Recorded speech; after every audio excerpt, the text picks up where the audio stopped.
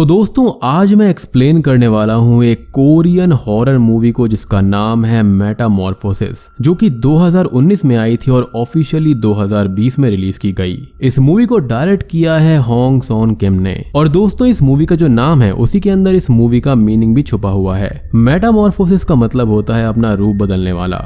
और इस मूवी के अंदर हम एक ऐसी ही पावरफुल इविल स्पिरिट को देखने वाले हैं जो कि जीसस क्राइस्ट से भी नहीं डरती और वो लोगों को बहुत ही भयानक तरह से मारती है और उनका मजाक भी उड़ाती है।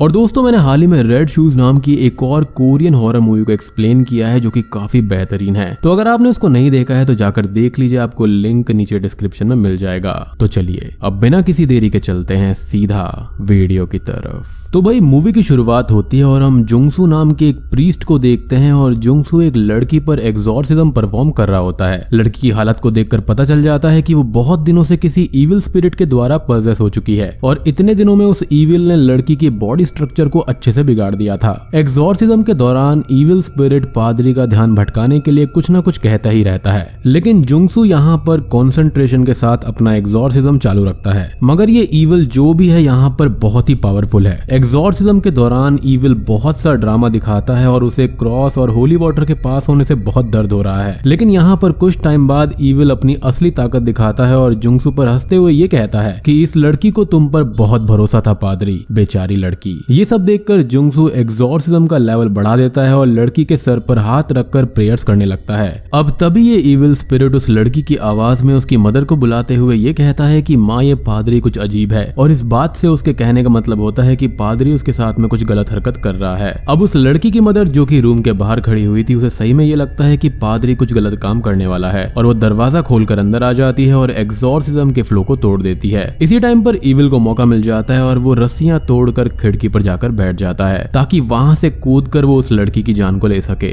मगर जैसे ही लड़की गिरने वाली होती है जुंगसू जल्दी से जाकर उसका हाथ पकड़ लेता है और वो लड़की हवा में लटक जाती है। अब इविल लड़की की माँ को भी पजेस कर लेता है और पीछे से जुंगसू को ये कहता है कि जब इस दुनिया में तुम्हारे गॉड ने जन्म भी नहीं लिया था उसके पहले से हम इस दुनिया में एग्जिस्ट करते हैं। और फिर एकदम से वो वापस लड़की में आ जाता है और ये कहता है कि जैसे तुम्हारे गॉड हर तरफ हैं उसी तरह हम भी हर तरफ मौजूद हैं और मैं इस दुनिया में वापस आऊंगा और तुम्हें और तुम्हारी फैमिली के टुकड़े टुकड़े कर कर उनको नर्क में चूहों को खाने के लिए दे दूंगा। अब ये कहकर इस लड़की के अंदर का जो इविल स्पिरिट होता है वो जुंगसू के हाथ में एक बाइट कर लेता है और फिर वो लड़की बिल्डिंग से नीचे गिरकर मारी जाती है। अब जुंगसू पीछे घूमकर देखता है तो लड़की की माँ भी रूम से भाग चुकी होती है और जुंगसू बस अफसोस में वहीं खड़ा रह जाता है। फिर सीन चेंज होता है और हम जुंगसू के बड़े भाई की फैमिली को देखते हैं जो कि दूसरे घर में शिफ्ट हो रहे थे। यानी कि ये पहले एक साथ ही रहा करते थे लेकिन इस हादसे के बाद में ये अलग हो गए थे। मतलब हुआ ये कि जिस औरत की बेटी मूवी की शुरुआत में मारी गई थी वो औरत जुंगसू को लेकर सोसाइटी में बैड रूमर्स फैलाने लगती है, जैसे कि इविल ने उसे लास्ट टाइम में कहा था, क्योंकि उस लड़की की मदर तो एग्जॉर्सिज्म के टाइम बाहर थी इसलिए उसको कुछ खास पता ही नहीं होता कि रूम में हुआ क्या था। और इन बैड रूमर्स की वजह से जुंगसू के बड़े भाई की फैमिली को सोसाइटी में बहुत ही ज्यादा शर्मिंदा होना पड़ा, जिसकी वजह से वो घर चेंज करने पर मजबूर हो गए। और बात इतनी सिंपल भी नहीं होती क्योंकि यहाँ पर पहले से ही जुंगसू को लेकर परिवार दो हिस्सों में बटा हुआ था। अब यहाँ पर सीन ऐसा होता है कि जुंगसू के बड़े भाई यानी गैंगू और उनकी बड़ी बेटी सोंगवू जो होते हैं वो उस पर विश्वास करते हैं, लेकिन गैंगू की छोटी बेटी और वाइफ यंगजू उस औरत के फैलाए हुए रूमर पर भरोसा कर लेते हैं, जिस वजह से ये सब अलग अलग हो जाते हैं। यानी कि जुंगसू इनके साथ में नहीं रहता। खैर शिफ्ट होने के बाद में हम ये देखते हैं कि जब फैमिली रात में सो रही होती है तो पड़ोस के घर से बहुत आवाजें आती हैं, जिसकी वजह से उनकी फैमिली रात भर नहीं सो पाती। और अगले दिन जब वो उठते हैं तो यंगजू को किचन के बाहर एक मरी हुई बिल्ली मिलती है जिसके गले में फांसी लगाकर लटकाया हुआ होता है। और सीन को देखते ही उनकी छोटी बेटी यहाँ पर बेहोश हो जाती है और उसे तुरंत ही हॉस्पिटल ले जाना पड़ता है। अब शिफ्ट होने के बाद में पहले दिन में ये सब होना फैमिली के लिए अच्छे साइंस नहीं होते। अब छोटी बेटी के डिस्चार्ज होने के बाद में जब फैमिली उसे लेकर घर पर आती है तो ये देखती है कि उनके पड़ोसी ने अपनी गाड़ी उनके पार्किंग एरिया में लगा रखी है। और अब गैंगू गुस्से में अपने पड़ोसी के घर पे जाता है ताकि वो उसे ढंग से समझा सके, लेकिन ये क्या, जब वो उसके घर के अंदर घुसता है तो ये देखता है कि वहां पर बहुत से जानवरों की डेड बॉडीज पड़ी हुई थी और घर के अंदर ढेर सारे पक्षियों को मारकर सीलिंग से लटकाया हुआ था, जिस तरह से बिल्ली को उनके किचन के बाहर लटकाया गया था। अब ये सीन देखकर गैंगू ये समझ जाता है कि हो या ना हो ये बिल्ली को इसी आदमी ने मारकर वहां पर लटकाया होगा। अब गैंगू ये सब देख ही रहा होता है कि तभी एक आदमी उसके पीछे आ जाता है और वो गैंगू को बहुत ही सीरियस लुक्स देता है। वो डरते हुए कहता है कि तुम्हारी गाड़ी मेरे पार्किंग एरिया में लगी हुई है, मगर वो आदमी इस बात का कोई भी रेस्पॉन्स नहीं देता और गैंगू डर कर वहां से निकल जाता है। फिर हम ये देखते हैं कि रात को वही पड़ोसी फिर से दोबारा शोर कर रहा होता है और इस चक्कर में फैमिली सो नहीं पाती। अब गैंगू इससे निपटने के लिए पुलिस को फोन करता है और वो पुलिस को सब कुछ बता देता है कि ये आदमी रात को ऐसे ही शोर करता है जिससे हम सो नहीं पाते, और साथ ही उसने उसके घर में बहुत सारे तरह तरह के जानवरों को मरा हुआ भी पाया था। ये सब जानने के बाद में पुलिस इन्वेस्टिगेशन के लिए उस आदमी के घर पर जाती है, मगर ये क्या, उन्हें वहां पर कुछ भी नहीं मिलता। वहां पर बस एक फैब्रिक कटिंग मशीन चल रही होती है जिससे शोर हो रहा था। गैंगू ये सब देखकर शॉक्ड हो जाता है कि इस आदमी ने मात्र 4 से 5 घंटे में घर को इतना साफ कैसे कर दिया। फिर पुलिस उस आदमी को शोर वाला काम सुबह करने को कहकर वहां से चली जाती है, क्योंकि यहाँ पर जो मौके पे पकड़ा जाता है वही चोर होता है और इसने सारे सबूत मिटा दिए थे। लेकिन ऐसा क्यों, इसके बारे में हम एंड में बात करेंगे। अब अगले सीन में हमको जुंगसू को दिखाया जाता है जो कि रात में एक ड्रीम देख रहा होता है, जिसके अंदर वही मूवी के स्टार्ट वाली लड़की दिखती है उसको, और उसके अंदर वो इविल स्पिरिट जुंगसू को याद दिला रही होती है कि वो जल्दी ही उसकी फैमिली के टुकड़े टुकड़े करने आने वाला है। इस सीन में जुंगसू एकदम स्टक होकर जमीन पर बैठा ही रहता है और घर के अंदर खून की बारिश होने लगती है, जो कि दोस्तों बहुत ही डरावना सीन होता है। और जब वो इविल स्पिरिट जुंगसू पर अटैक करता है तो जुंगसू की आंख खुल जाती है और फिर उसकी पूरी रात उलझन में कटती है कि आखिर ये था क्या। उसी रात को हम देखते हैं कि गैंगू की छोटी बेटी अपने कमरे में सो रही होती है और तभी कोई उसकी चादर खींच लेता है। उसको ये लगता है कि उसका छोटा भाई उससे मस्ती कर रहा होगा, और जब वो उसे डांटने के लिए उठती है तभी वहां पर गैंगू उसके बाल पकड़कर उसे लेटा देता है और गंदी नजर से उसकी बॉडी को देखने लगता है। वो एकदम से सहम जाती है और उसे विश्वास नहीं होता कि उसके डैड उसके साथ ये सब कर रहे हैं। फिर कुछ ही देर के बाद में गैंगू वहां से चला जाता है। खैर अब अगले दिन हम ये देखते हैं कि इसी तरह का स्ट्रेंज बिहेवियर उसकी मदर भी ब्रेकफास्ट के टाइम उसके साथ में करती है, जिसको देखकर वो अपने पेरेंट्स से दूरी बना लेती है। खैर अब सीन चेंज होता है और हम ये देखते हैं कि जुंगसू अपने एग्जॉर्सिज्म के फेलियर से बहुत ही ज्यादा डिप्रेशन और गिल्ट में रहने लगा है। इसी वजह से चर्च के बड़े पादरी जुंगसू को ओवरसीज केसेस पर जाने को कहते हैं, ताकि इससे जुंगसू का थोड़ा सा मूड चेंज हो सके, और जुंगसू भी इसके लिए राजी हो जाता है। खैर अब शाम को गैंगू घर पर आता है और अपनी वाइफ से उसके सुबह के बिहेवियर के बारे में पूछता है, लेकिन वो ये कहती है कि उसे तो ऐसा कुछ भी याद नहीं है कि उसने सुबह कुछ अजीब सा किया था। फिर हम देखते हैं गैंगू की बड़ी बेटी सोनवू नहा रही होती है और अचानक से ही वहां पर उसकी छोटी बहन आ जाती है और वो उससे ये कहती है कि क्या तुम्हें सिबलिंग्स के होने से दिक्कत नहीं हो रही, अगर हो रही है तो हमको मार दो। ये कहकर वो वहां से चली जाती है और फिर सोनवू वहां से जल्दी से नहाकर अपनी छोटी बहन के कमरे में जाती है ताकि वो उसके सेंसलेस आइडिया पर बात कर सके, मगर यहाँ पर भी वो सेम बात ये बोलती है कि उसने तो कुछ भी नहीं कहा। अब इसके बाद में दोनों बहनें उसी कमरे में रुक जाती हैं और कल रात अपने साथ हुए हादसे के बारे में डिस्कस करने लगती हैं, लेकिन तभी उनके डैड गैंगू वहां पर कमरे में आ जाते हैं और वो अपनी दोनों लड़कियों को इस बात पर बहुत मारते हैं कि वो पीठ पीछे अपने बाप की बुराई कर रही हैं। अब गैंगू अपनी बड़ी बेटी को एक ही हाथ से उठाकर सीढ़ियों पर फेंक देता है, जिससे वो बेहोश हो जाती है और एक हैमर लेकर अपनी छोटी बेटी को मारने के लिए ढूंढने लगता है। और जैसे ही वो उसे ढूंढकर मारने ही वाला होता है कि तभी नीचे वाले फ्लोर से आवाज आती है कि ऊपर ये कैसा शोर हो रहा है, और तभी ऊपर मौजूद गैंगू नीचे चला जाता है और नीचे से असली गैंगू आता है, जो कि काफी शॉकिंग था। वो दोनों लड़कियों से पूछता है कि आखिर हुआ क्या है।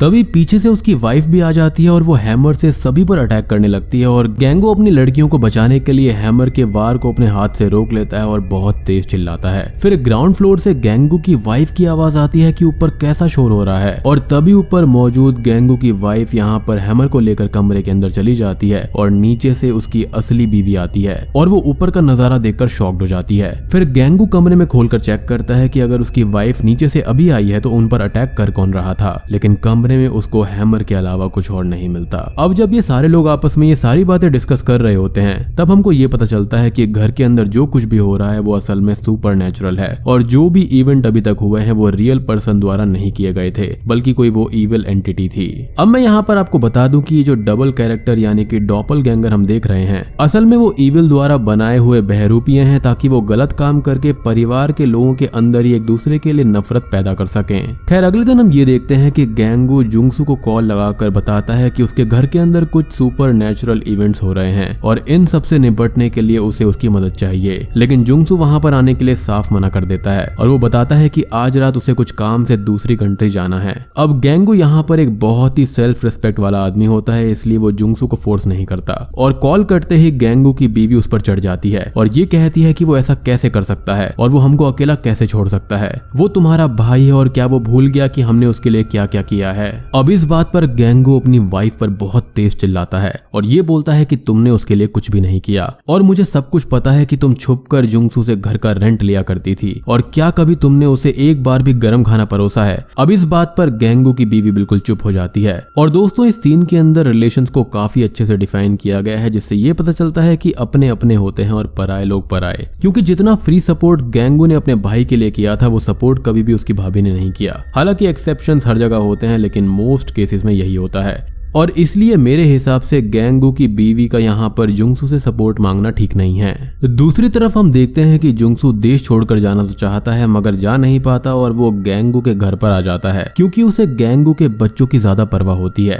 फिर फैमिली के लोग जुंगसू को सारे हादसों के बारे में बताते हैं और जुंगसू इस नतीजे पर पहुंचता है कि उन्हें घर में एग्जॉर्सिज्म परफॉर्म करना होगा। अब इस बात से घर के कुछ लोग डर जाते हैं क्योंकि जुंगसू के आखिरी एग्जॉर्सिज्म में लड़की की मौत हो गई थी। इसलिए जुंगसू ये बोलता है कि टेंशन की कोई बात नहीं है क्योंकि वो ये एग्जॉर्सिज्म अपने सीनियर से करवाएगा। फिर जुंगसू गैंगो के साथ में बाहर आता है और गैंगो ये बताता है कि असल में उसकी बड़ी बेटी सोनवू पजेस्ड है और वो ऐसे क्योंकि आज उसने सुबह सुबह पानी के अंदर होली वाटर मिलाया था और सोनवू को छोड़कर घर के सभी लोगों ने उस पानी को पी लिया था। फिर जुंगसू ये कहता है कि उसको फादर बेल्थासार ने एयरपोर्ट पर पिक करने के लिए पर्सनली बुलाया है और शायद उन्हें एग्जॉर्सिज्म से पहले मुझसे कुछ बात करनी होगी, इसलिए जब तक मैं घर पर नहीं आता तुम तब तक दूर से ही अपनी बेटी पर नजर रखना, यानी कि सोनवू पर। उसके बाद में जुंगसू फादर बेल्थासार को लेने के लिए एयरपोर्ट पहुंच जाता है और फादर बेल्थासार ये कहते हैं कि हम तो खुद ही घर पर आ जाते, तुम हमको लेने क्यों आ गए। जुंगसू ये कहता है कि आपने ही तो मुझे पर्सनली यहाँ पर पिक करने के लिए बुलाया था। फादर बेल्थासार ये कहते हैं कि ऐसा कब हुआ, मैंने कोई भी कॉल नहीं करी, जो कि काफी शॉकिंग था।